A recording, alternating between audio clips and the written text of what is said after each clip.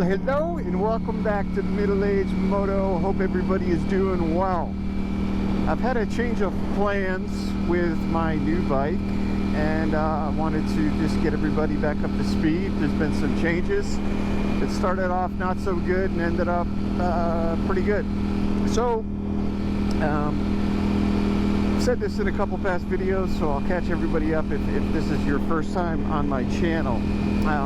I ordered a new bike, or actually there was a new bike coming in to my local dealer, and it was not spoken for. It's a harder bike to get, and I put a deposit on it in April. So then it was due in May, or the end of May, or maybe the first week in June. The motorcycle that I was expecting was a Honda CRF 300L. I've mentioned in the past that I wanted a dual sport motorcycle. I wanted to do some adventures, hit some dirt roads, and you know, that didn't quite pan out. It kept getting, we're in August now, of course, so it kept getting pushed back 2 weeks at a time, a week at a time, and then a month.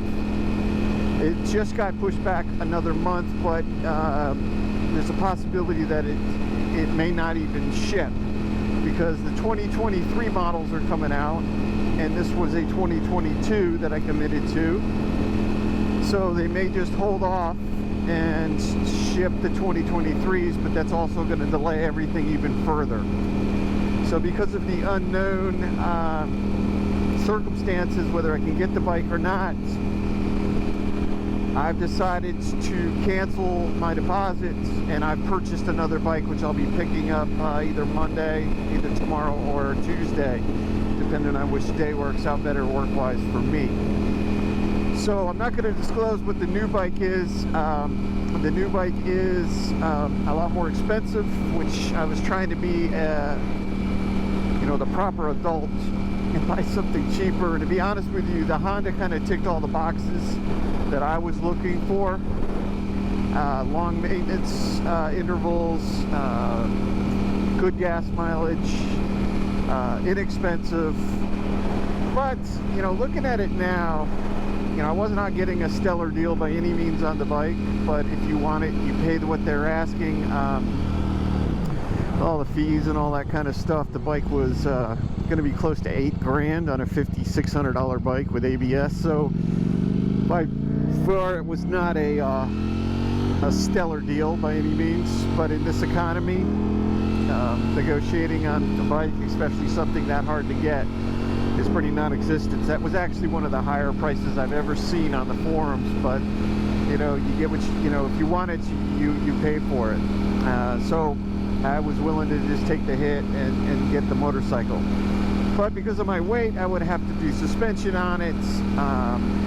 It's less than 30 horsepower, so I think it's like 23, so there's a great chance that I would probably do the 550 ECU on it to get more speed, and an exhaust, and then maybe pro taper handlebars, and you know, a bash plate. And by the time I'm done, I'm looking at, you know, between suspension and all that, I'm probably looking at a 10.5, you know, having 10.5 invested, you know, after purchase. So it's getting up there on a $5,600 motorcycle, but it's Honda reliability, it's Honda maintenance intervals, the whole 9 yards. So it kind of ticked the boxes. They're bulletproof, they're great bikes. I've not been on a off-road motorcycle in, God, 25 years. And, you know, I'm 53 years old, so it takes longer to heal. But I was going to get back into it. I'm not looking for, you know, single track. That may change as we go. But I was looking more for like dirt roads. I've been following a guy, a YouTube channel, or actually just found him, where he did a loop in Alabama, and what one of the gentlemen did was map out how to do a big loop up through, you know, around Birmingham, the Talladega Forest, the whole 9 yards, but it's all off-road, it's all dirt roads, small streams you pass, but they're all state roads for the most part. and I just think that would be a total blast. I'm not too far from there, so I could do either part of the loop or the whole loop. He started off on the coast of Alabama, Fort Walton Beach area, and went with 3 or 4 other guys, and it's really, I'm still in the middle of the series, but I'll post his channel in the comment or in the description. So if you're interested and you do live in Alabama, you can kind of check it out. But I jumped on another dealer's website. Again, I'm back up in Birmingham where I bought my Ducati. Not the same dealer, a different dealer. And they had a bike that I had been looking at in the past. Much more expensive, much higher maintenance intervals. And I was kind of on the fence. I paid MSRP for the bike with just the normal fees. So, you know, I didn't get any, you know, tremendous deal on this, but no one's really dealing. You buy a car right now, you're paying that or over anyways. It's just the time that I'm buying. So as long as they're not, you know, bumping past MSRP, I'm good. I was happy to see that there was no, it's just setup and shipping or freight. So, I mean, that's normal on any damn bike.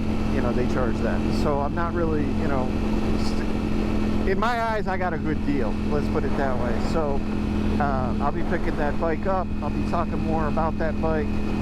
It's definitely overkill for what I need, and it's got higher maintenance intervals, much higher.